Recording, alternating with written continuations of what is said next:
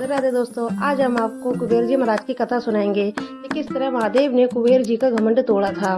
एक दिन जब महादेव जी कैलाश पर्वत पर बैठे हुए थे माता पार्वती के साथ, तब कुबेर जी वहाँ पे अहंकार के सहित आए और उन्होंने महादेव जी को भोजन का आमंत्रण दिया। तब महादेव जी समझ गए थे कि इनके अंदर अहंकार भर चुका है।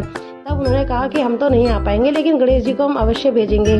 तब जब वह वहाँ से चले गए, तब महादेव ने कहा कि गणेश तुम जाओ और इनका अहंकार को दूर करो, क्योंकि इनको अहंकार हो चुका है। तब गणेश जी ने कहा ठीक है पिताजी, आप जैसा चाहोगे वैसा ही होगा। जब गणेश जी महाराज कुबेर जी महाराज के यहाँ गए, तब उन्होंने कहा कि चलो अब हम आपके यहाँ भोजन करने आए हैं, अब हमको भोजन कराएं। तब वह उनको भोजन कराने जैसे शुरू करते हैं, तब कुबेर जी कहते हैं कि आप चिंता मत करना गणेश जी, आप जितना खा सकते हो खाइए, भंडार घर में बहुत सारा अनाज है।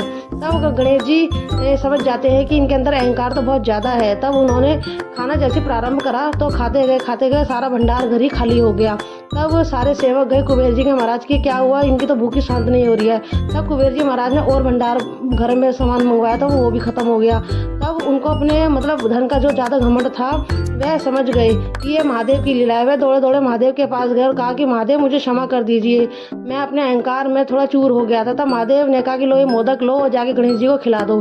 जैसे ही कुबेर जी महाराज गए और उनको मोदक खिलाया, तब उनकी भूख शांत हो गई और उन्होंने कहा कि ठीक है अब हम चलते हैं, हमारा भोजन हो गया।